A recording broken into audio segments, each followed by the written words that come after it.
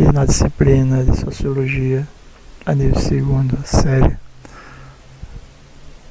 vamos rever a questão do trabalho. Segundo a visão de Karl Marx. Ok?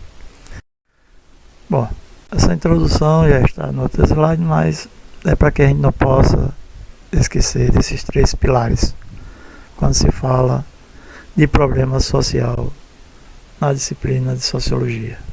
Lembrando que hoje vamos ver a leitura de Karl Marx.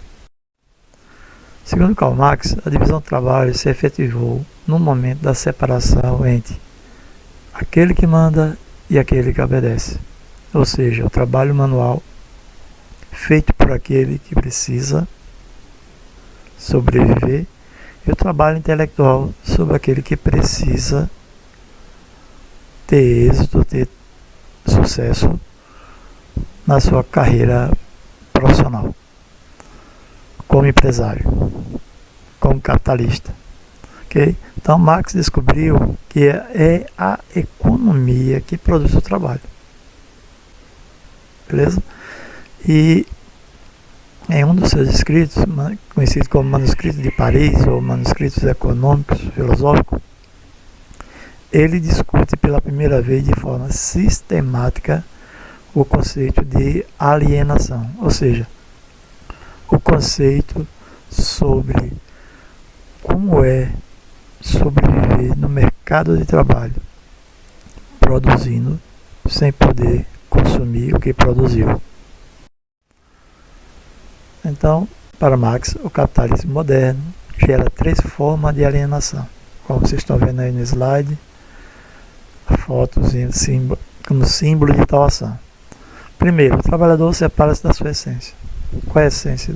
A essência o quê? Humana.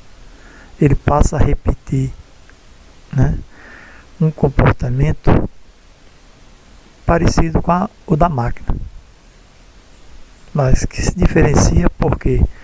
Porque nesse comportamento, nesse repetir de função,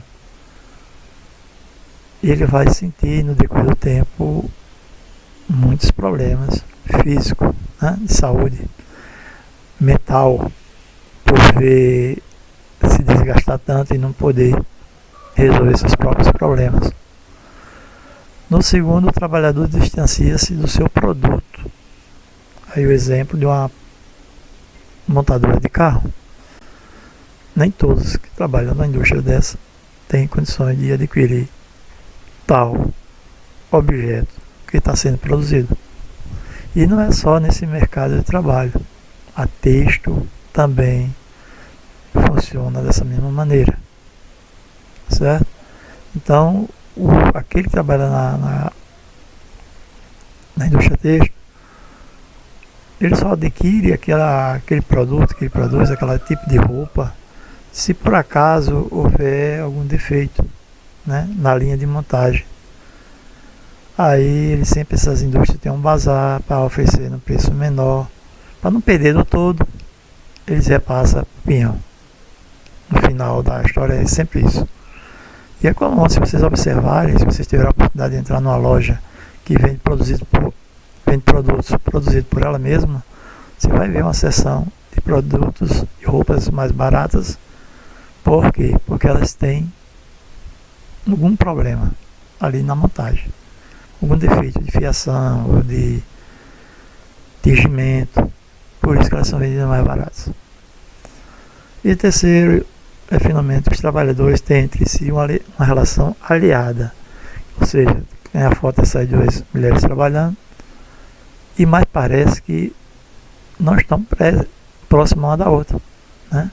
Elas estão de uma forma ilhada, cada uma cumprindo com a sua função, e às vezes, né, muitas vezes nesses momentos aí de silêncio, se questionando sobre sua capacidade de progredir como ser humano, como um bom trabalhador. Tá certo? Então, essas três formas de alienação que o Karl Marx apontou até hoje ainda é uma realidade entre nós.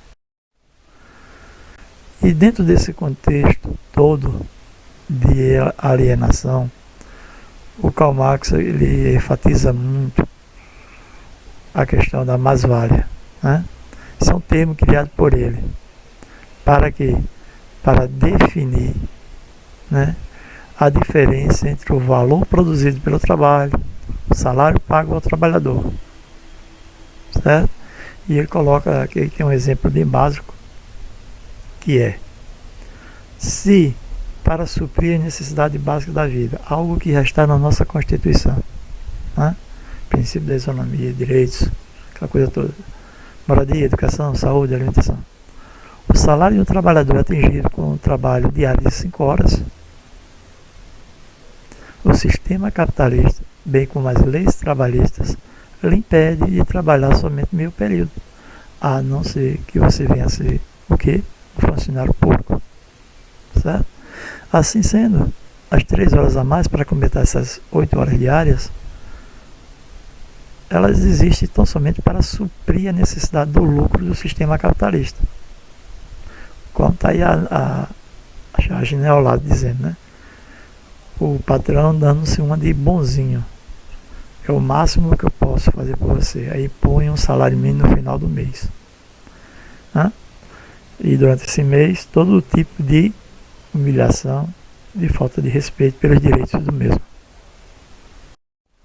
Bom, concluímos que, exceto que as atitudes, os valores, o comportamento das pessoas que vivem numa sociedade moderna são muito diferentes das outras passadas.